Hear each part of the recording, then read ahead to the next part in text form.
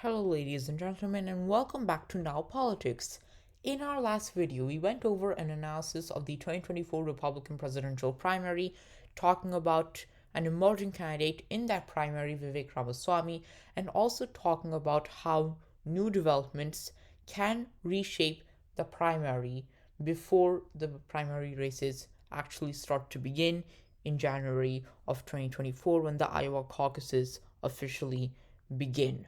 Now, despite these potential developments, which may happen over the course of these next few months, we will be talking more about Trump's 2024 general election campaign, assuming he wins the Republican nomination for president, which he very well may.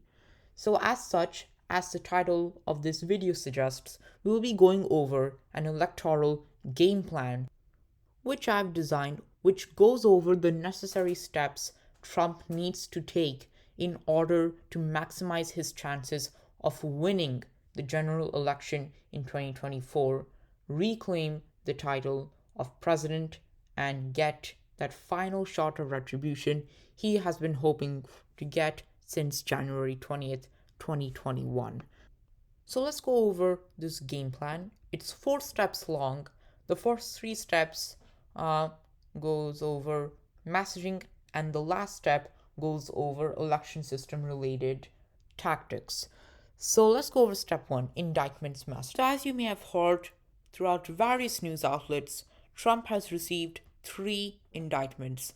The first in New York in the state level, having to do with business records supposedly falsified by Trump during the 2016 election season, filed through the efforts of Alvin Bragg, the current Manhattan District Attorney. The second in the federal level, having to do with classified documents supposedly kept by Trump in Mar-a-Lago, filed through the efforts of Jack Smith, the special counsel appointed by the Justice Department to oversee efforts to prosecute Trump in the federal level. And the third indictment goes over uh, actions Trump made related to the 2020 election, also filed through the efforts of Jack Smith. So, the what the conservative side has been saying is that all of these indictments are baseless.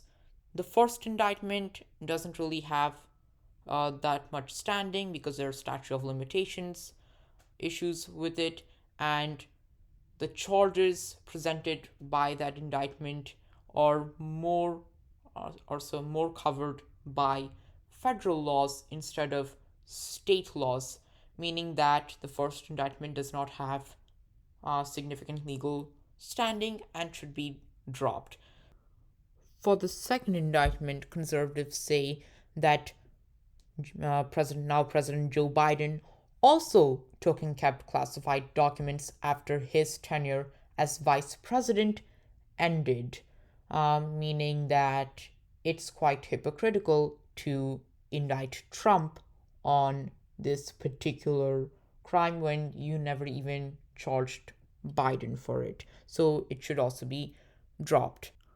And now for the third indictment, conservatives say that Jack Smith is essentially trying to target Trump for the ideas and opinions he expressed related to the 2020 election and should be dropped based on First Amendment grounds. So, this is the arguments we have seen from the conservatives' side. Now, of course, many people, in the Democratic Party are quite supportive of these indictments, but it's causing a lot of political division in the country and a lot of political controversy in the country.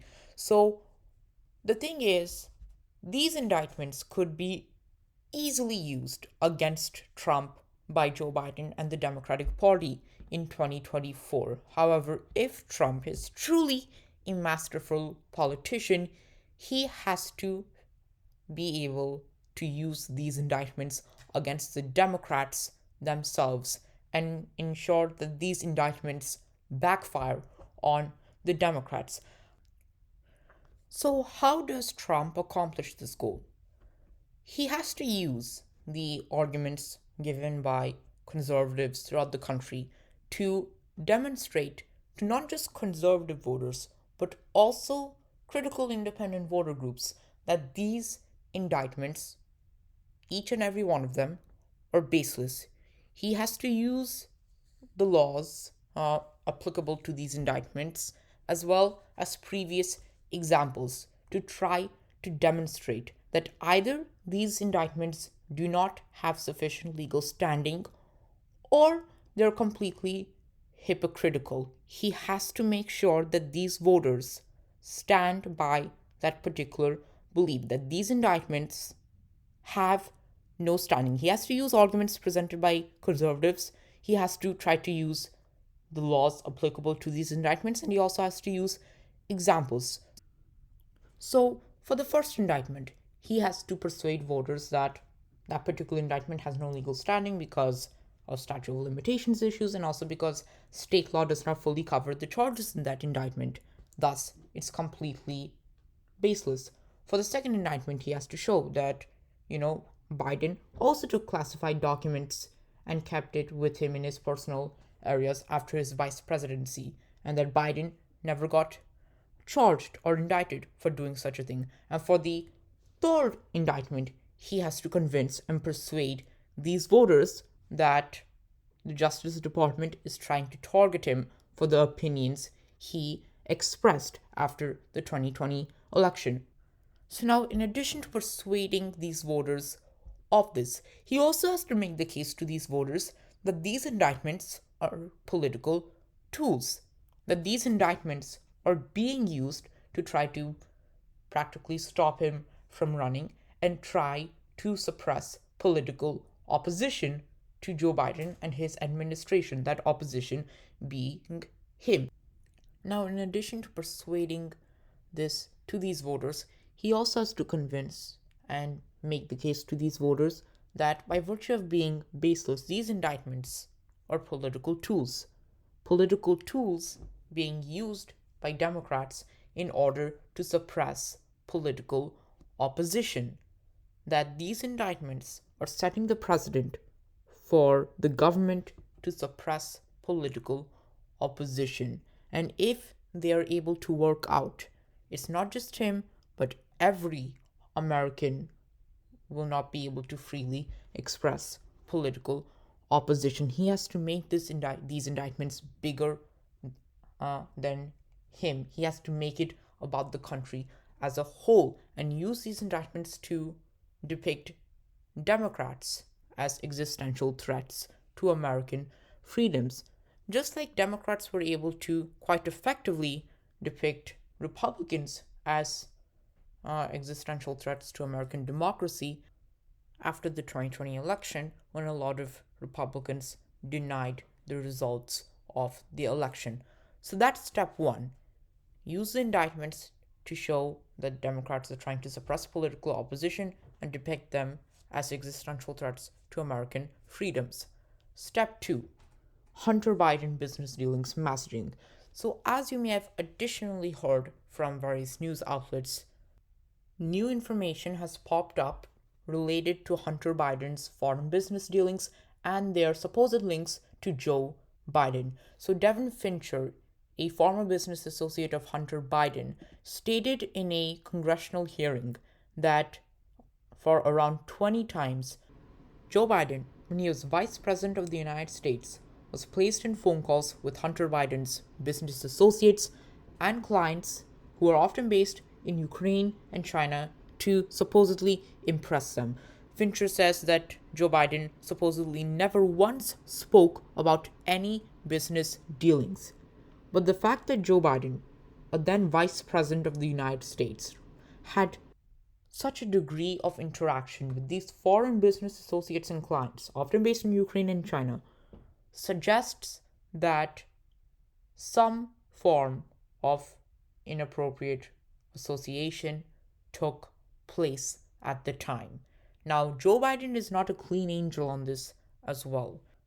The Washington Post wrote an article about Biden, who said during the 2020 presidential debate that his son earned no money from China. The title of the article is Biden said his son earned no money from China. His son says otherwise. Guess what fact check rating he got from the Washington Post? Four Pinocchios. Four Pinocchios is the worst fact checker rating you can get in the Washington Post. It means your statement is completely false. It's stated at the end of the article, but the fact remains that Biden, during the debate, that being the presidential debate, denied his son had made money in China. In court last week, his son has said he earned hundreds of thousands of dollars from Chinese business deals. Now, this article was dated in, I believe, late 2020. So, again, Biden, not a clean angel on this topic. So, it is quite possible that some fishy relationship took place with Biden on this. So, now this is, of course, something that can be utilized very effectively by Trump, which is what leads me to step two. For this step, Trump has to consistently hound Joe Biden for what is alleged of him abusing his position and, subject to further investigation, his powers possibly to help arrange Hunter Biden's foreign business dealings in places like Ukraine and China.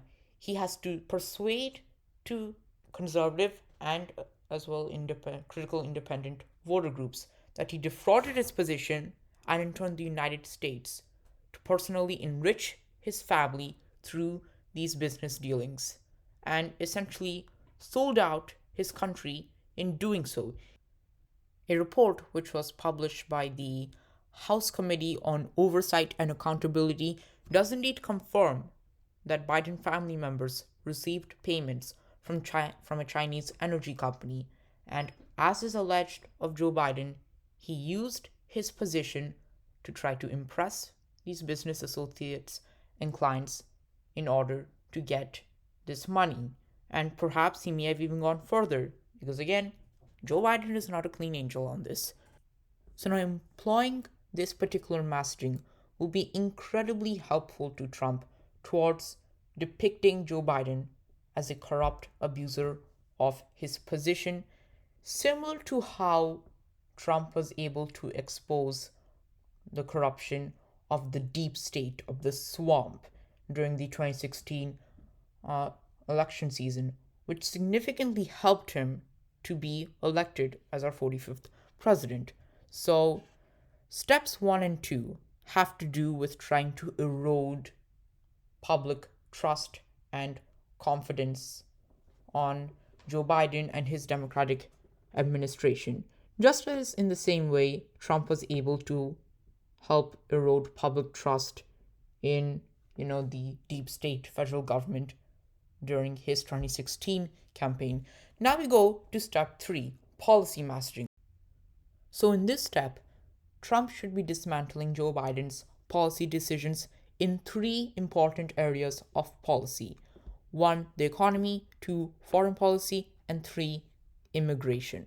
So for the economy, one thing Trump should definitely be discussing is a historically high inflation which occurred under Joe Biden. Look at some of the metrics on this. So under Joe Biden, we have seen the highest rates of inflation in at least a decade.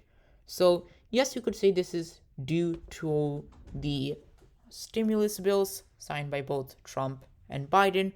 However, these high rates of inflation have been going on for a substantially long time. Even if you look at the lowest rate of inflation under Biden, which was in June of 2023, 3%. The last time you saw a rate higher than that outside of Biden's administration was in April of 2011, when the rate of inflation was 3.2%.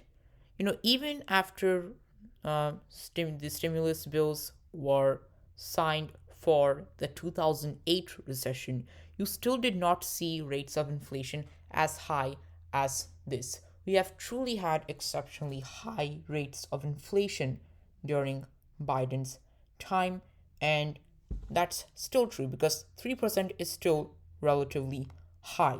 So, inflation is one thing. Another thing you could look at is low real wage growth.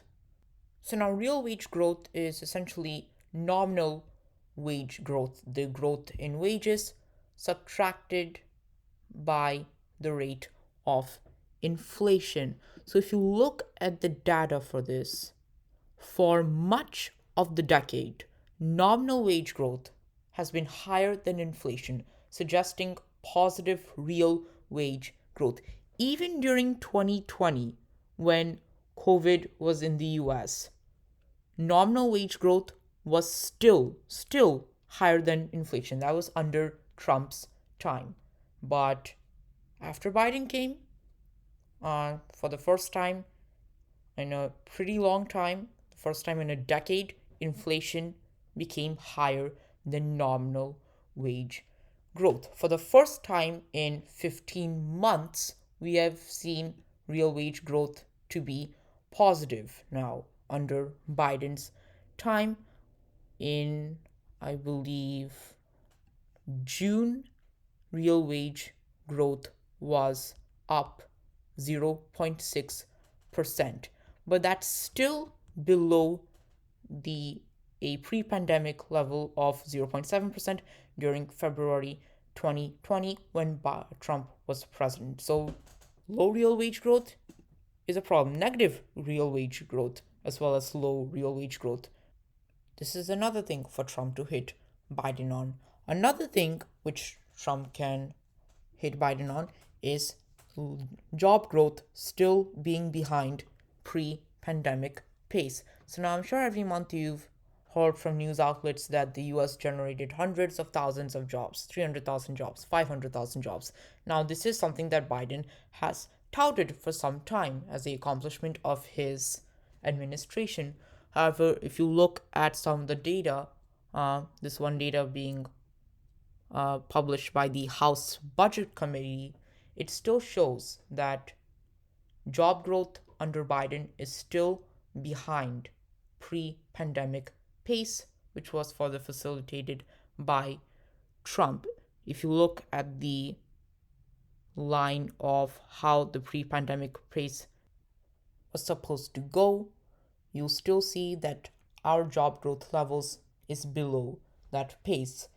And Trump can even further talk about how he would have further increased job growth if he was president now. He could talk about how he would further reform trade between our country and other countries in order to bring more manufacturing jobs into the US. He could talk about how he would make more policies which would help the US energy industry to better grow and which would create more energy jobs.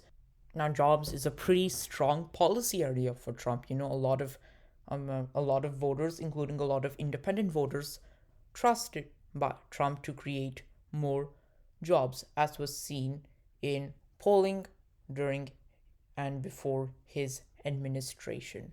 So, for the economy, we have high inflation, low real wage growth, and job growth still behind pre pandemic pace as topics for Trump to talk about. The next policy area is foreign policy.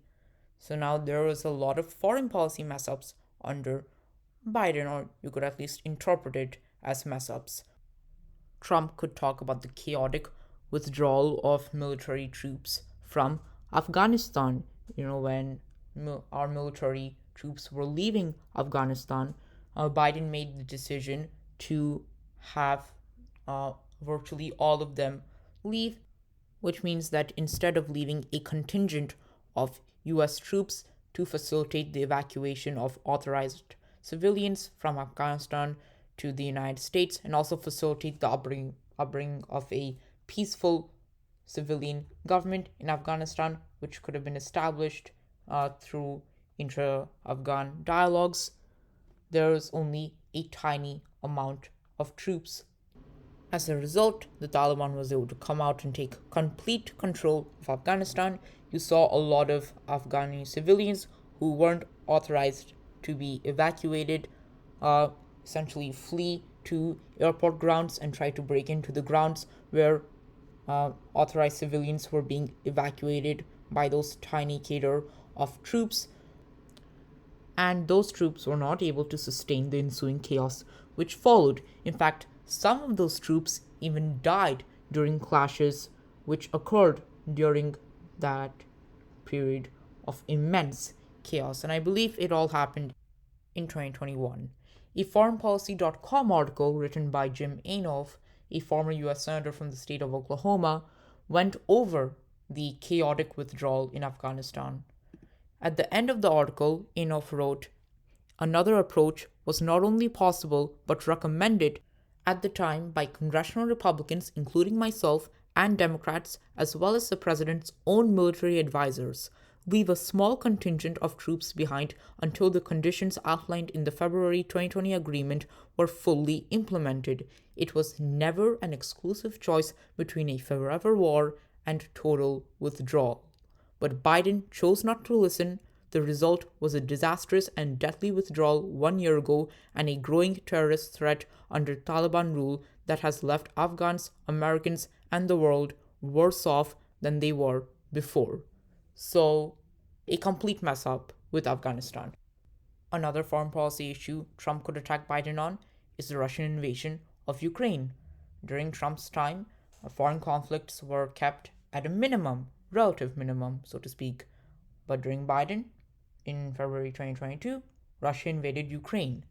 As of now, I believe we have given more than $113 billion in aid to Ukraine. So we've drained significant resources to that particular area of the world. And yet, no end has been seen in this war. So, this, of course, speaks for itself. It's a pretty huge foreign policy mess up. It happened under Biden, after a time when there were relatively minimal foreign conflicts for the US to worry about. We've drained a lot of resources into it, and we're still not finding much of an end to it. And here, Trump should very well talk about how this conflict in Ukraine is turning into another Afghanistan war for us under Biden. So, the third main policy area is immigration. There has been an unprecedented amount of people who have illegally entered the United States through the southern border under Biden. According to this one source, at least about 3.4 million people have illegally entered the United States. Of these people, about 2 million who illegally entered were released into the United States by law enforcement authorities under Biden's catch and release program, and about another 1.4 million people who illegally entered have evaded law enforcement authorities. This article was written on April 17th, 2023. And now, of course, illegal immigrants have caused immense strain on many communities throughout the United States. In fact, early on during the Biden administration, we saw how a lot of Republican states who were angry at a lot of Democratic policymakers under whom this surge occurred sent a lot of illegal immigrants who landed up in their states to Democratic cities and Democratic states. And people in those cities, got really and are really frustrated with, all of the illegal immigrants coming in because, they have to pay so much to care for these immigrants who have just illegally come in. So, it's a big problem. And if Trump really focuses in on this, he could connect, with a lot of critical independent groups. So, again, step 3 is meant to just undermine Biden's image as an effective policymaker and as an effective leader. And so now we get to step 4, utilization of election system. So again, this is something that Democrats have really focused on doing: early voting, ballot harvesting, and mail-in ballots. And doing these particular things have really helped Democrats to get as many votes as they possibly can from supporters and have really maximized their electoral performance. Now, this is something that Trump has also been talking about, and the Republican Party is finally going to be doing this for the first time. They're going to be embracing early voting now, ballot harvesting, and of course, mail in ballots as well. So, now getting this done effectively means arranging a vast grassroots coordination with the Republican National Committee. Trump has to utilize his connections through the help of the RNC to gather as many people he can as manpower and deploy them into key states such as Wisconsin, Michigan, Pennsylvania, Nevada, Arizona, Georgia, North Carolina, New Hampshire, along with any necessary resources, such that those people go to Republican counties and swing counties throughout those states, knock on doors, and get Republicans to go early voting or fill in mail in ballots and engage in a lot of ballot harvesting efforts. Now, this is going to require a lot of effort, specific planning on how to reach Republican voters, which he can have designed and implemented through the help of the RNC, a strong communication network amongst and between manpower and Republican officials, which he can also have designed and implemented through the help of the RNC, as well as a lot of funding to get this campaign lifted off. And of course, he could garner a lot of that from his own campaign's efforts as well as from connections he can get through the RNC. So that is the Trump 2024 game plan for you. But something I want to stress is that this game plan won't just work automatically. If Trump wants to be able to successfully take the steps this game plan shows, he has to do it effectively. When he's doing a lot of his messaging, he has to do it with the same degree of conviction he gave in 2016, if not more. He has to be able to energize voters to really show that level of connection as he campaigns. And of course, he needs a lot of funding to help facilitate this campaign of his. He's going to need a lot of energy and funding to be able to engage in early voting, ballot harvesting, and mail in ballot efforts as well. But, if I'm a Trump 2024 strategist, the thing I worry about is that all the indictments Trump has received is really significantly going to strain his energy, as he's going to have to focus on the cases brought in by those indictments, and as he has to go to a lot of court sessions, and it's also going to be a significant strain on the money he has. 90% of the money he's getting through his fundraising efforts is going straight to his legal fees. And it's even possible that a fourth indictment is going to happen in the state level in Georgia related to his 2020 election related actions. So now he's going to have four indictments if that indictment goes through as well. So again, this is something that Trump's going to have to address. How is he going to have enough energy and enough money to cover all of the legal cases he's going to have and campaign effectively and employ these steps effectively as well? That is going to be the last test of his political career. So thank you everyone for watching this video. Make sure to like the video, leave a comment because your opinion is always appreciated on this channel, and if you haven't done so yet, subscribe to the channel. Have a nice day, everyone.